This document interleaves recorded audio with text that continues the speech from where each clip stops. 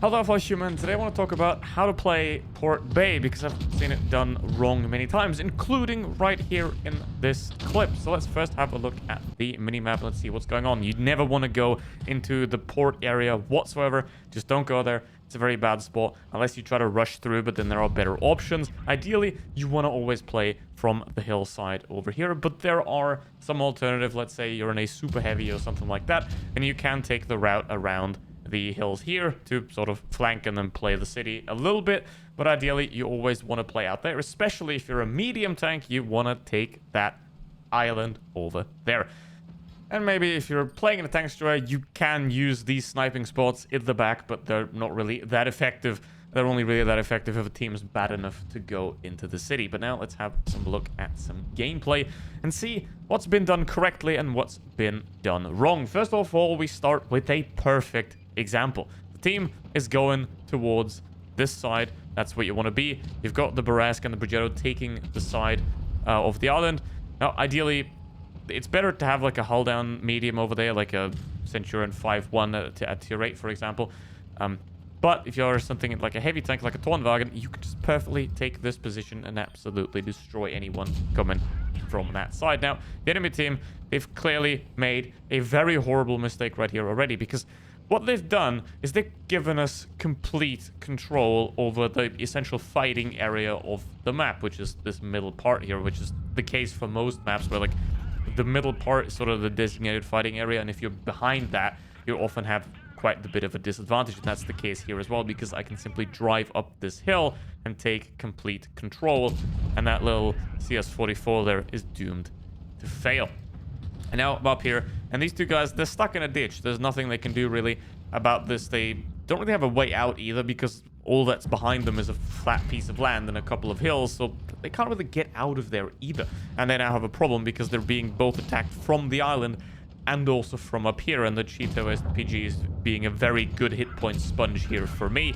So if you have a teammate that wants to play hit point sponge and soak all the damage for you, I guess if it's effective, let them. But most of the time, it's not. And obviously, I don't have my hit point sponge anymore, so I don't really want to attack that Action X because he has the area there to fight. But again, I can use this little tiny hill here. I've got the hull down capability here, and I can just shoot down on them. Now, the Tornwagen, it's not really the greatest of vehicle, but it works just about fine here.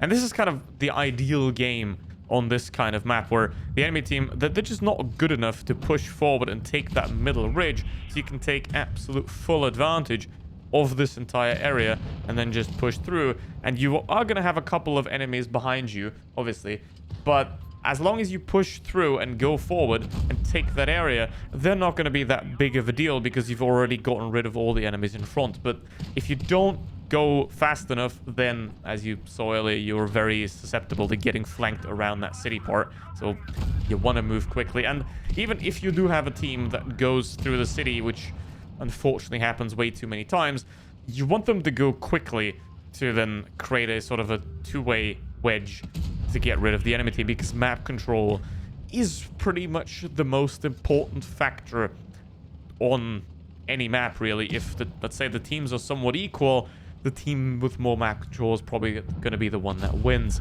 And that's the case here as well, and also me doing 4,000 damage. Now, that KV4 and that AC, they haven't been effective the entire game. They've just been running around the back of the map, and it's actually been a 7p5, and it worked out great for the team here. And now, the only thing that's going to happen here is that AC, he's now on the island over there, but he's just sitting out in the open.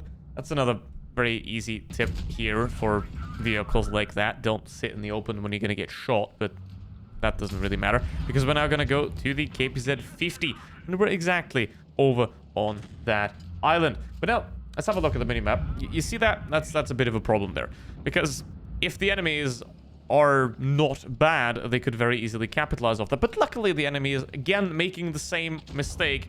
They're just playing from all the way in the back, and that's the worst thing you can do. I mean, even going to the city like that Standard B is doing, it's a horrible choice to make, but it is much better than sitting in the back and camping like the enemy team is doing here. So don't do that. If you have a team like that that sits on the back of this map, they're gonna lose. They're gonna get wrecked.